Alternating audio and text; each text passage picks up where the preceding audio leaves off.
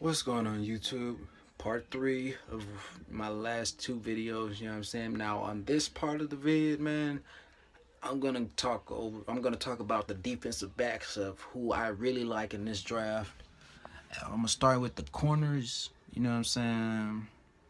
I don't really do the top five. I don't do my top five and all that. I just, I pick them out and I talk about them. You did. One guy that I'm really high on as far as corners go, and if we were to draft a corner to throw in the mix with AJ Boye, Kevin Johnson, that third guy coming out of the draft, I would take Quincy Wilson out of Florida. Now,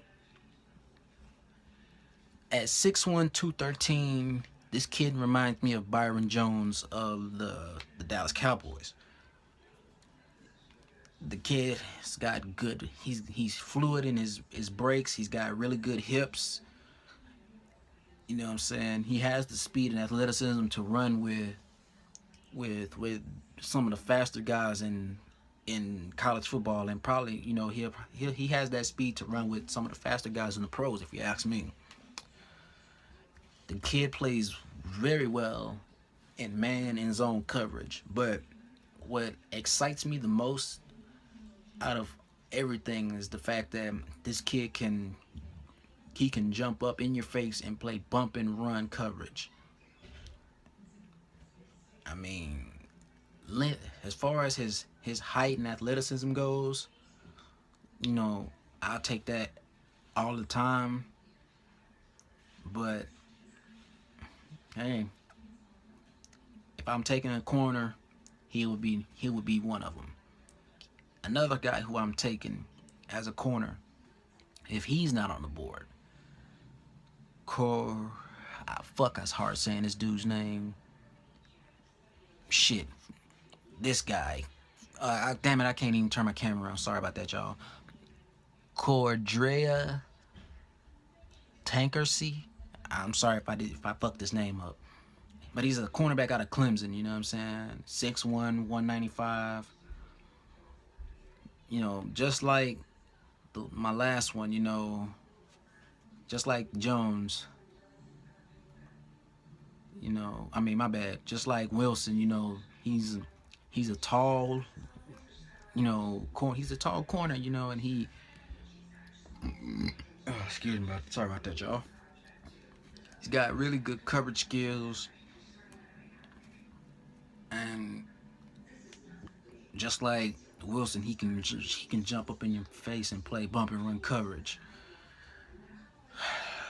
As far as my safeties go, if Houston decided to take a safety, again, I'm not looking at what school they come from.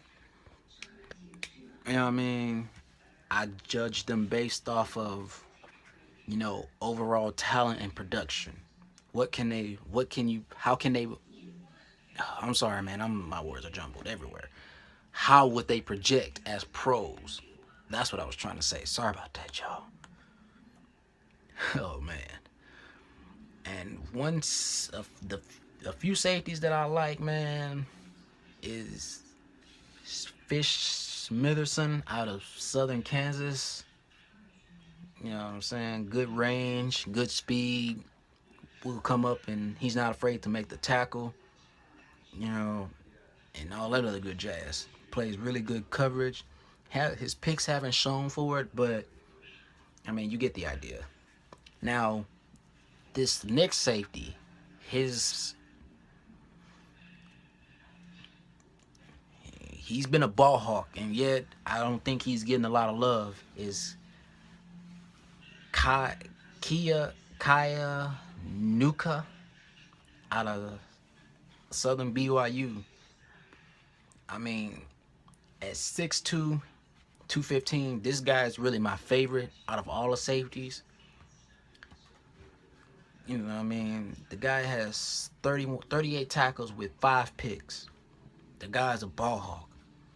Wherever the ball is, he is. And quite frankly, I don't think the Texans have had that in a long time. I think Daniel Manning was probably the last guy that was really effective, you know, from the safety position. As far as picks go, let me see. Is there any more? Nope. The rest of them are pretty much would be gone. I mean, if I highly doubt it, unless he got hurt and teams got scared. Malik Hooker. I laugh every time I say that name. You know, he's the only bona fide safety that I would take over those two. But they got him rated as a top 10 pick. And like I said, barring the fact that, you know, he gets hurt, you know, towards the end of the year, you know, and he doesn't perform well, or at the combine, or say he does perform well, but that injury tag is follows him. As far as the safeties goes, Malik Hooker, oh man, that name is fucking funny. He's the safest pick as far as safeties go.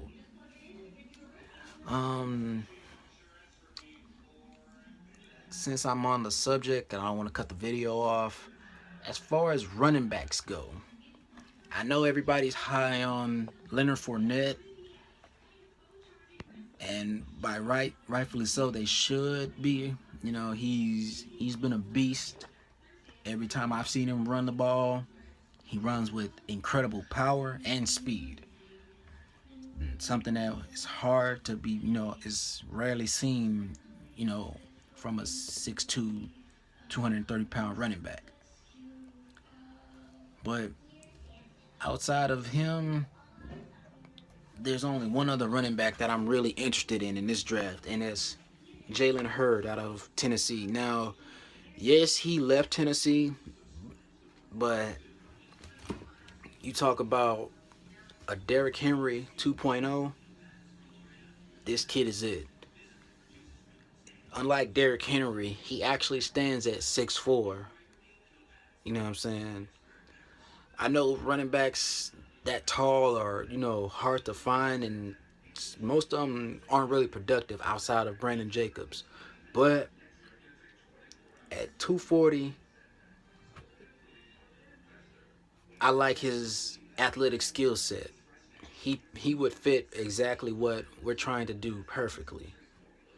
You know, with guys like Alfred Blue, you know, constantly having nagging injuries, and, you know, with them not wanting to utilize guys like Jonathan Grimes, you know, Akeem Hunt, and Tyler Irvin, you know, somebody's got to get somebody would be on the chop block. And personally, the two guys that would be on the chop block, and it's unfortunate for me to say it, but Grimes and Blue would be my choppers, you know, to bring him in. And my reason for that, like I said, if Houston followed the draft formula that I had in place, you know, with my first video, you get 3 power offensive tackles. One of them is going to play guard, and the other 2 is going to be solid tackles. You know what I'm saying? At least you know what you're getting out of those guys. Personally, those moves would help Jalen Hurd tremendously. Also, Lamar Miller. You know, I can't recall the last time we've had a power back. I want to say Amon Green. No. Oh boy from Tennessee. Shit, I can't think of his fucking name. But all I know is I remember he used to always run fucking high. I don't really want to reminisce about the past like that. But yes, Jalen Hurd would definitely fit our power run scheme, you know, very well, and he would be able to adapt quickly to what we do. As far as the speed goes with this guy, he's a downhill runner, and once he gets going, not many. I like his odds versus, you know, some of the linebackers when it comes down to making contact and that second effort to get, say, maybe a short yardage first down, or hell, even on the goal line. You know, when you want to just physically impose your will on the team. You know, having a guy like Jalen Hurd helps you a lot. Personally, and now I'm not gonna lie, the reason why I want Houston to make all of these moves happen is because each one of these players that I've named throughout these videos adds an element to this team that we haven't had before. Those 3 tackles that I would take in the 3rd round will give us some much needed power, because remember, you went and you drafted Su'a-Filo, who's playing hell of a lot better now that Duane Brown's back in the lineup, like it or not. And you have Nick Martin coming back off of an injury next year. You know what I'm saying? So now look at that lineup. That now, just for the sake of argument, think about that lineup on the offensive line. Connor McDermott, Dan Skipper on the right side. You've got Nick Martin at center, Su'a-Filo, and Duane Brown. Now, of course, that puts Newton, you know, in the backup role, but to be perfectly honest, that's what he is to me, a backup. He's a backup being a starter. I mean, with those moves, and like I said, and then you go and you bring in a running back like Jalen Hurd, now you're able to physically run down people's throats. Excuse me again. And like I said, teams will know it's coming, but what can they do when you have a 6'9", 6'10", you know, right guard and right tackle? You know what I'm saying? Nick Martin, he played, you know, he's shown that he can play well, you know, at a collegiate level. I still would like to see him get on the NFL field and, you know, produce like his brother has. As far as Su'a-Filo goes, you know, next year will be the turning point to decide whether you keep him or you don't. And of course, Duane Brown is Duane Brown. There's no question or denying that. On my next vid, I'll be talking about, should we go after, oh, you know what, matter of fact, I will mention a receiver.